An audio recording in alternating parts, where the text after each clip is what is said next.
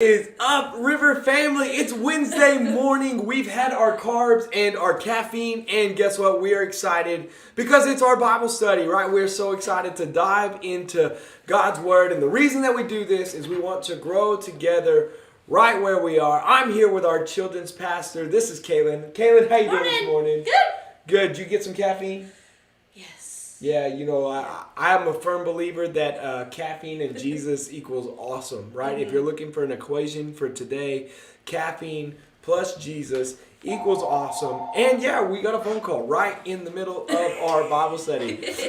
So here's what we're going to do. We're going to let that kind of go through. If you got a Bible, open it up to Mark chapter 8. Mark chapter 8, where we have, we've been in the book of Mark, but we finished chapter 7.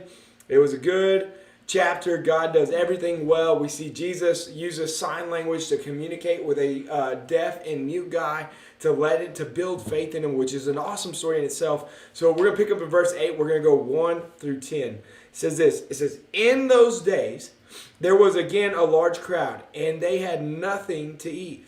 Right? He called we did this one. That was last week. We did the feeding of the 4,000. Just seeing if you were awake this morning. All right? We're going to actually pick up in verse 11. It says this. "The Pharisees came and began to argue with him, demanding of him a sign from heaven to test him." So this is after Jesus feeds 4,000 with 7 loaves of bread. Right, so they want a sign, and he says, sighing deeply in his spirit, he said, "Why does this generation demand a sign?" Which is completely relevant for like the people in our time. Yeah. You know what I mean? We're like, if God's real, why don't you show me? But Romans actually says that God's made it evident to the world that he exists. He says, "Truly I tell you, no sign will be given to this generation." Then he left them, got back into the boat, and went to the other side. This is where it gets real good. "The disciples had forgotten to take bread, and only had 1 loaf with them in the boat. Then he gave them strict orders. 'Watch out, beware of the leaven,'" or the yeast, depending on your translation, "of the Pharisees and the leaven of Herod." They were discussing among themselves that they did not have any bread. Aware of this, he said to them, "Why are you discussing the fact that you don't have bread? Don't you understand or comprehend? Do you have hardened hearts? Do you have eyes and not see? Do you have ears and not hear? And do you not remember?" Hold on to that. "Do you not remember? When I broke the 5 loaves for the 5,000, how many basketful of leftovers did you collect?" They said 12. So "when I broke the 7 loaves for the 4,000, how many did you collect?" They said 7. He said to them, "Do you not understand yet?" Oh, this sounds like a text where Jesus might be frustrated with people, Yeah. Caitlin. What are you seeing in this? Well, it makes me laugh whenever he tells them to watch out for the yeast of the Pharisees, and they're like, "Oh, we forgot bread." Like, they think Jesus is mad because they forgot the stinking bread, and I feel like Jesus is like, "Bro, like, it's not even what I'm talking about." Because he's still like, "Do you not get it? Like, hello, do you not understand?" And I feel like sometimes God looks at us in the same way. Like, are your hearts so hardened that you aren't seeing what I'm doing for you? Are you seeing like miracles and wonders? Are you hearing the word but still not grasping it? Like, why do you not understand? Like, I've done all these miracles, I've done all these wonders, I've done all these things, but you still aren't grasping what I'm telling you. And that's what Jesus is telling to the disciples too. Like, you've seen me feed all these people with 7 loaves of bread, and there were still leftovers, and you're still thinking I'm mad at you because you forgot bread. It has nothing to do with that. It's like, how many times has God tried to tell us something and we just completely missed the point?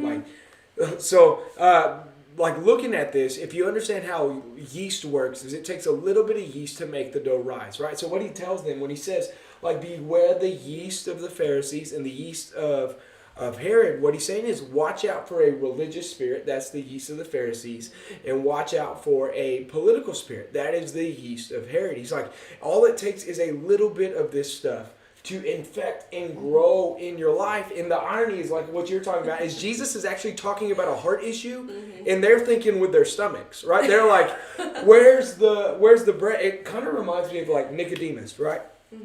Nicodemus in the book of John comes to Jesus. He's like, "Hey, They're having this real deep theological discussion, and then Jesus is like, well, you got to be born again. And Nicodemus is like, well, how do I get back into my mom to be born again?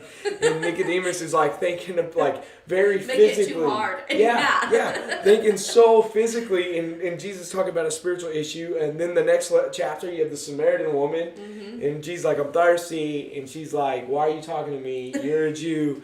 And Jesus like, if you only knew who I was. And she's like, you don't even got a bucket. And she was the bucket. Yep. She's thinking like, we can't get physical water. And Jesus is like, no, like I'm talking about.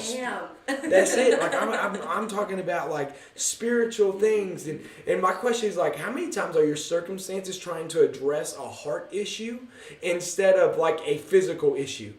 You know what I mean? You may be going through a physical affliction. These guys are hungry, right? Imagine they just fed 4,000 people. Yeah. These guys are hungry. They got a physical problem maybe. But God is addressing a spiritual issue. How many times do we miss out on the issues that God's trying to deal with our heart because all we can see is what's really happening around us? You know what I mean? When do we take a step back and say, hey, like I know this is what it looks like out here, but is God working on something inside of me? You know what I mean? My favorite part of this whole text is Jesus looks at them and he says, do you not remember? Do you not remember? I think one of the most dangerous things for us as Christians is verse 18 says, do you have eyes and not see? And do you have ears and not hear? Like God is always doing something, and because we want to focus on the everyday woes of life, we miss out on the miracles that are taking place taking place around us. And there's always life being spoken and life happening. And realistically, we live in, especially here since COVID and all the turmoil in our country, all we hear is negative news. So no wonder we have a negative lens on life. You know what I mean? It's so frustrating, but Jesus, he says this, do you not remember? As if to say, like, hey, and then he brings it up. He said, okay, there's 5,000 people. How many loaves of bread do we have? Okay, 5 loaves and 2 fish. And we fed them, and there was leftovers. Y'all remember that? They're like, yeah. You know what I mean? All right, so we literally just fed 4,000 people, literally, like, before our confrontation with the Pharisees. How many loaves of bread did we have? We had 7. Were there leftovers? Yes. And he's like, you guys are arguing over one. You're worried about 1 loaf of bread. Did you forget who's in your boat? Yeah. Who's in your boat? Who's in your boat? You know what I mean? Did you forget who's in your boat? My question for you that's watching or on Facebook, YouTube, or maybe listen to our podcast later is, have you forgotten what God's done in your life? You know what I mean? God has done some miracles. You're here because miracles have happened in your life.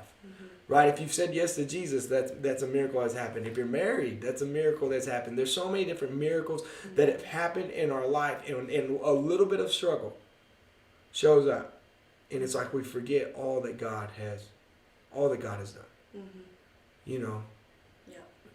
Is there anything else you want to add to that? No, I agree. Like, I think it's real easy for us to look at our circumstances and think that they're too big. But Jesus overcame death. Yeah, like, that's like the biggest obstacle ever, like, you know, and so, like, if he can overcome death, he can overcome anything. And I feel like, you know, we look at our struggles and we're like, I can't do it, and God's like, I know you can't, that's why you gotta listen to me. Like, don't forget what I've told you, don't forget what I've done, don't forget what I've said about you, who I say you are. And so I feel like, you know, just sometimes when you're in a struggle, instead of wondering if you're gonna have enough bread, you need to listen to the bread of life and see what he says about you. That's some good stuff right there. This is what I was thinking about. Like, you know, Jesus, so they got the loaf of bread. They got to participate. They saw Jesus feed 5,000, which, if we're going to be completely honest, it was probably closer to 15 to 20 because they only counted the men, right? They didn't count women and children. Same situation. So we're probably looking at 12 to 15,000. The second feeding, and they're in the boat with 1 loaf of bread. If I imagine, I know our reaction is more like the disciples. Like, we look at the disciples and we say, oh, well, that was done with them, but we respond a whole lot like them. And if you're an outspoken person, a lot of times we respond more like Peter than anything. You know what I'm saying? Right, Peter's super outspoken, but why wouldn't we be the type of people that was like, oh my gosh, he's fed 5,000 with bread, he fed 4,000, we got 1, let's see him do it again. Let's do it again. You know what I mean? Like, why not? Why not get excited?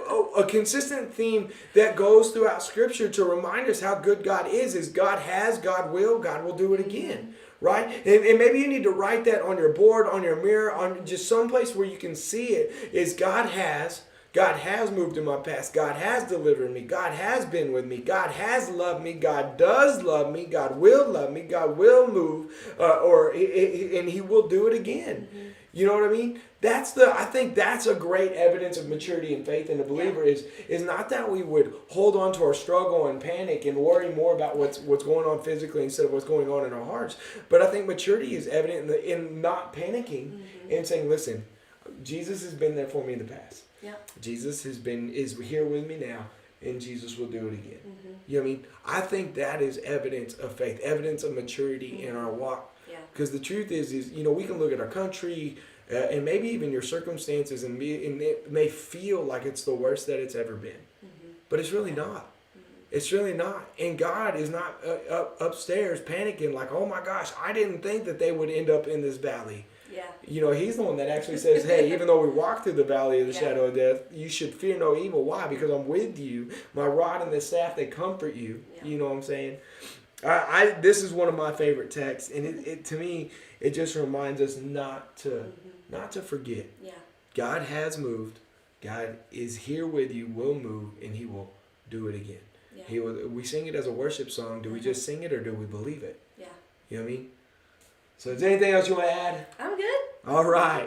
Well, listen, we hope that encouraged you. We hope it inspired you. In fact, in the bottom, in the chat, post something that you liked about it, maybe something that you learned that was different. Don't forget to share it. You never know who may need to remember what God's done, or who may need to look at their circumstances and say, listen, this is a heart thing, not a physical thing. You know what I mean?